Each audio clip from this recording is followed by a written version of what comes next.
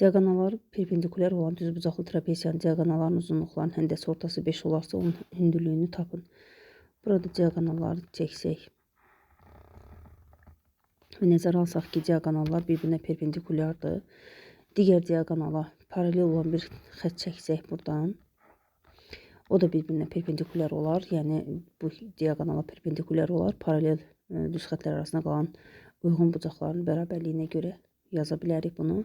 Həmçinin perpendikulyarı indirsək, hündürlük burada kiçik oturacağı A götürsək, böyük oturacağımız bütövlükdə B-dir.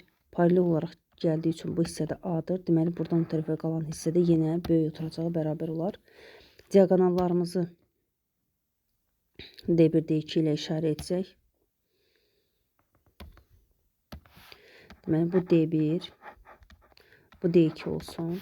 Pifaqor teoremi həmçinin düzbucaqlı üçbucağın xassələrinə əsasən yaza bilərik ki, birincisi H-ın kvadratı bərabərdir hipotenuzdan ayırdığı parçaların hasilinə, yəni A vurulsun B-yə.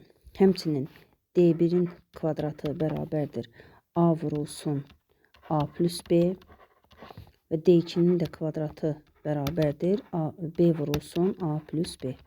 Əgər tərəf-tərəfə ixtisar etsək, alarıq ki, D1 kvadratı bölünsün D2-nin kvadratı bərabərdir A bölünsün B.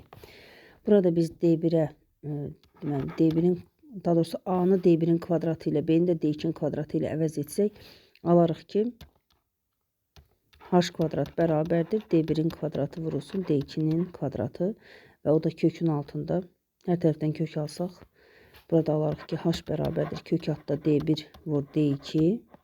Yəni, diaqonalların həndəsi ortası. O da 5-ə bərabərsə, deməli, elə H-ın özü də 5-ə bərabərdir.